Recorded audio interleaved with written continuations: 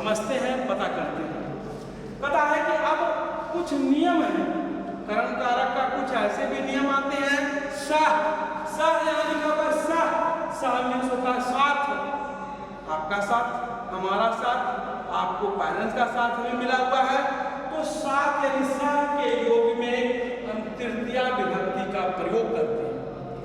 अब कहता है कि कर्ता कारक, प्रथमा विभक्ति, कर्म कारक, द्वितीय विभक्ति, क्या सारे विभक्ति एक ही जैसे रहेंगे?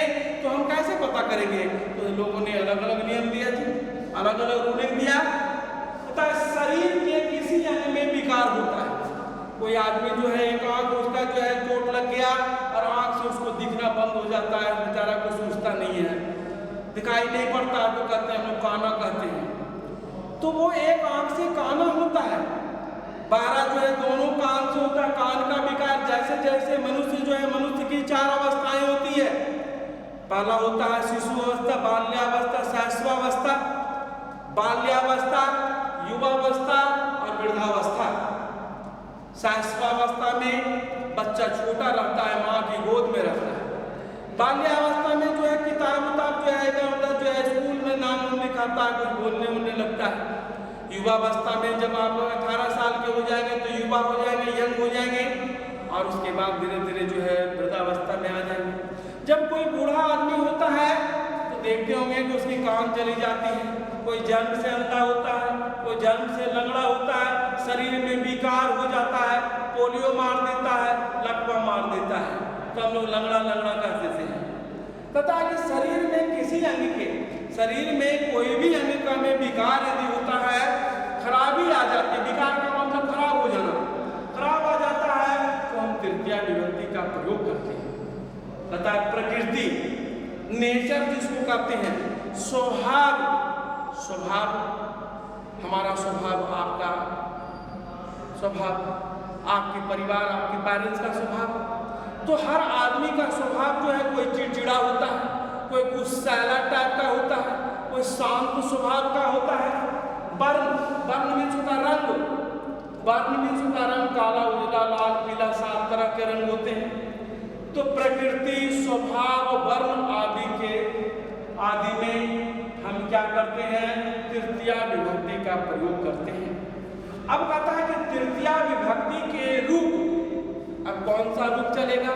तो अभी हमने बोर्ड पर संज्ञा का ही लिखा है, सर्वनाम का लिखा नहीं है। तो संज्ञा का रूप कैसे चलता है?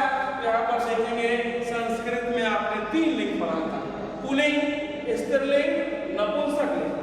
पुल्लिंग जिससे पुरुष जाति का बोध होता है उसे हम पुल्लिंग शब्द कहते हैं, जिससे स्त्री जाति का बोध होता है हम उसे स्त्रीलिंग शब्द कहते हैं, और जिससे न पुरुष और न स्त्री दोनों में से किसी का बोध नहीं होता उसे हम नपुंसकलिंग शब्द कहते हैं। तो हमने पुल्लिंग का शब्द लिया हस्त, तो एक वचन में क्या बनता है?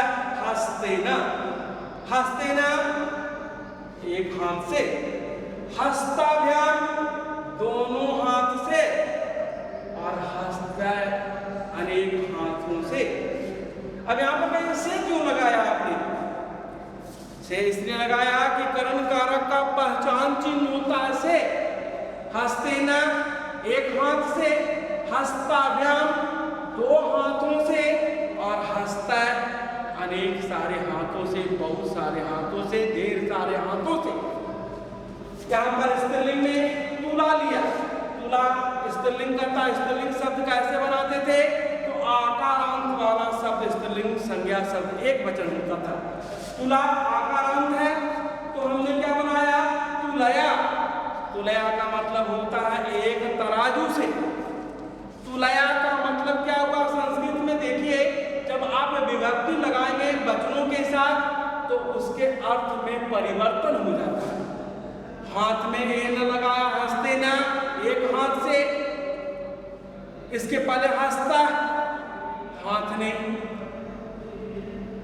हस्त, बताया कि हस्ता, हस्ता, हस्तम एक हाथ को कर्म कारक में, और यहाँ से हो जाएगा। तो अब तुलया एक तराजू से, तुलाभ्याम 2 तराजू से, और तुला भी अनेक तराजू से, तराजू से। यहाँ पर नपुंसक लिंग में लिया विमान, विमान को हवाई जहाज कहते हैं। विमानेना एक जहाज से, विमानाभ्याम दो जहाजों से, और विमान अनेक जहाजों से।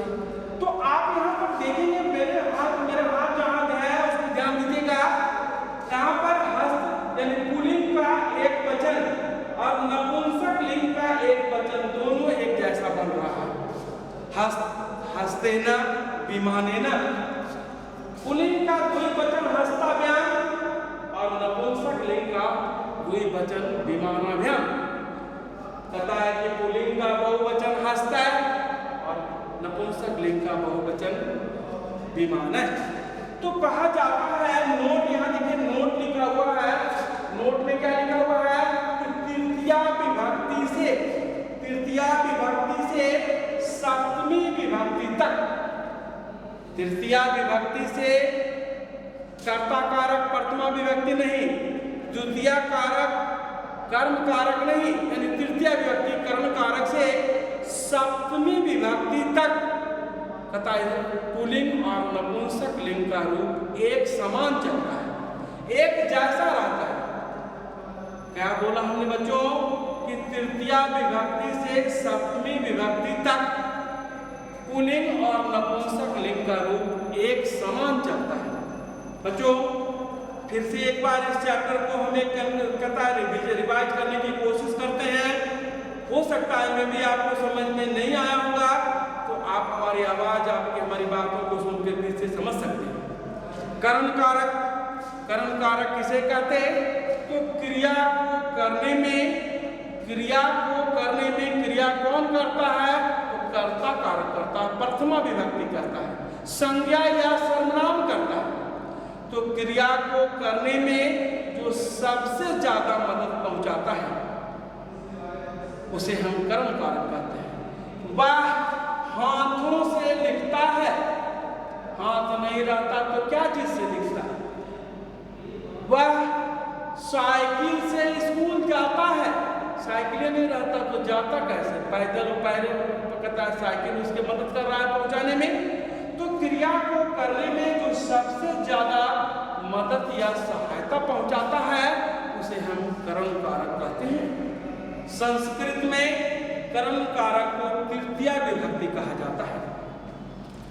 संस्कृत में कर्म कारक को तृतीया विभक्ति कहते हैं, तृतीया विभक्ति। और कहता है कर्म कारक का पहचान क्या होता है? कर्म कारक का पहचान वाक्य में से या के द्वारा लगा रहता है। वाक्य में से या के द्वारा लगा रहता है।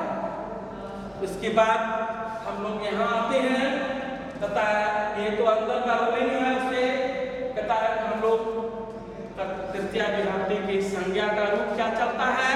तो संज्ञा का रूप चलता है हस्ता। अब यहाँ पर देखिए हमने हस्ता लिखा, हम नहीं लेंगे हस्ता हम नहीं रखते हैं। आप दूसरा शब्द ले लीजिए मेरे साथ, बालक ले लीजिए। तो क्या लिखेंगे? बालकेना, बालकाभ्याम, बालकै। बालक नहीं लीजिए, बानर ले लीजिए, बानरेना, बानराभ्याम, बानरै। स्त्रीलिंग में लाना लेकर के माला ले लीजिए, मालाया, मालाभ्याम, माला भी। हम माला नहीं लेते, परीक्षा लेते हैं, परीक्षाया, परीक्षाभ्याम, परीक्षा भी। नपुंसक लिंग में हमने यहाँ पर विमान के जगह पर हम मोदक लेते हैं, तो मोदकेना, मोदकाभ्याम, मोदकै। मोदक नहीं लेते हैं, हम पुष्प ले लेते हैं, तो पुष्प में फूल होता है, पुष्पेना, पुष्पाभ्याम, पुष्पै। हम पुस्तक ले लेते हैं, तो पुस्तकेना, पुस्तकाभ्याम, पुस्तकै। बच्चों कहता है कि कर्म कारक में यानी तृतीया विभक्ति से सातवीं विभक्ति तक पुल्लिंग और नपुंसक लिंग का रूप एक समान चलता है। और इस तरह से ये चैप्टर समाप्त होता है। चैप्टर समाप्त में कुछ नहीं करना है, चैप्टर समाप्त में है ये विभक्ति का रूप याद करना है। कोई भी एक याद कर लेंगे, एक पुल्लिंग का और एक स्त्रीलिंग स्त्रीलिंग का तो नपुंसक लिंग करते हैं। आप बन